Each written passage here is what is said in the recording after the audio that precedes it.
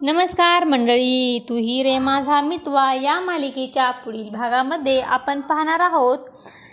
ईश्वरीची बहीण म्हणजे नम्रता ही ईश्वरीवर खूपच रागवत असते. ईश्वरीला बोलते, ईश्वरी आता तर माझी खात्रीच पटली आहे की तुझ्या ताईवर बिलकुलच विश्वास नाही आहे. असे बोलून ती तनतन करत रागाने तिथून निघून जाते.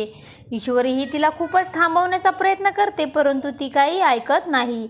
आता आपण इकडे पाहतो, राखी पौर्णिमेनिमित्त अंजली ही अर्णवला राखी बांधत असते आणि अर्णव हा तिला विचारत असतो, ताई तुला काय गिफ्ट पाहिजे, तुला हवं ते माग, असा विचार करत असते.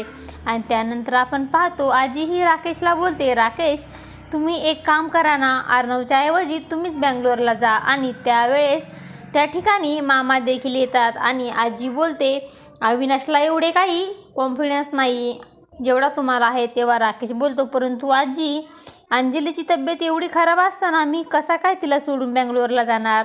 तेवढ्यात मामा बोलतात, तुम्ही काहीही काळजी करू नका, अंजलीची काळजी घेण्यासाठी आम्ही सर्वजण आहोत.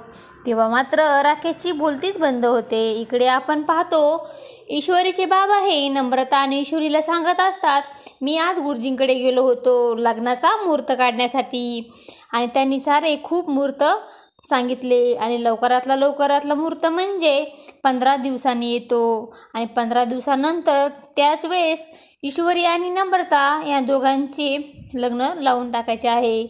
ईश्वरी मात्र खूपच चिंतेमध्ये पडलेली असते. आता पुढे येणाऱ्या भागामध्ये राकेश व ईश्वरीचे लग्न 15 दिवसामध्ये होणार का, हे पाहणे खूपच रंजक ठरणार आहे. तू ही रे माझा मितवा या मालिकेचे सर्व अपडेट पाहण्यासाठी आपल्या चॅनलला लाईक करा, शेअर करा आणि सबस्क्राईब करायला विसरू नका. धन्यवाद.